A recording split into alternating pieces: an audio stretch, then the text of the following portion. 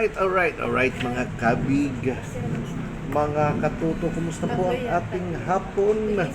Okay po ba? Doon po sa ating mga kababayan na nagtatanong kung kailan, kung ano ang schedule sa voters registration sa COMELEC, ha?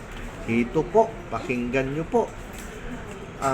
Ang voters registration, dito po in particular sa lungsod ng Pasay po ito, ha? Sa lungsod ng Pasay, kahit sa ang barangay, 201 barangays kasama po rito.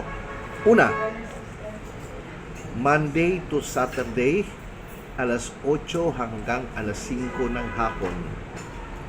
Kasama po dito ang holidays. So kahit holiday po, mayroon po silang pasok para tumanggap ng mga or new voters registration. Maliban na lang kung mismo ang komisyon, ang COMELEC ang magsasabi na wala po silang pasok.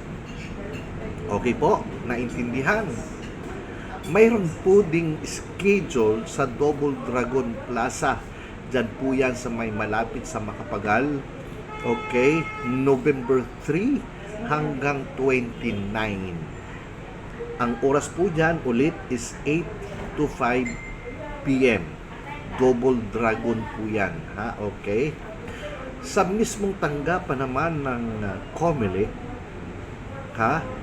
Especially sa 2nd District, ang schedule po nila ay December 1 to 23, 26, and 29. Mismo sa tanggapan po ng COMELEC to.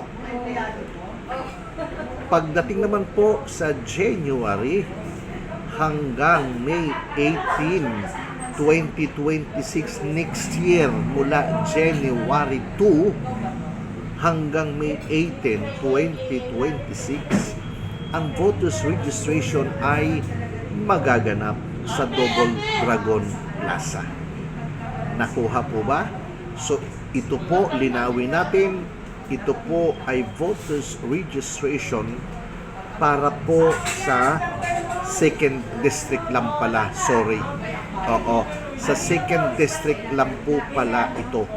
Okay, so inuulit po natin, ang voters registration nag-uumpisa ng alas 8 ng umaga hanggang hapon. Kasama po ang mga holidays. Maliban kung ang COMELEC mismo ang magsabi na walang pasok sa araw na yon. Okay. Pangalawa, may voters registration na magaganap sa Double Dragon Plaza sa may Macapagal Avenue. Yun po ay gaganapin sa November 3 hanggang 29, 2025.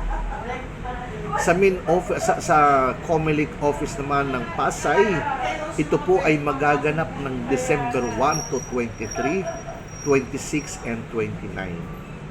Pagdating naman po sa 2026, doon na po sa Double Dragon ang magiging registration from January 2 hanggang May 18, 2026. So sana po malinaw po sa atin pong mga kabig dyan, dito po sa Distrito 2 ng lungsod ng Pasay, ang schedule at kung saan gaganapin ang voters registration. Yun lamang po. Maraming salamat. Magandang umaga sa atin pong lahat.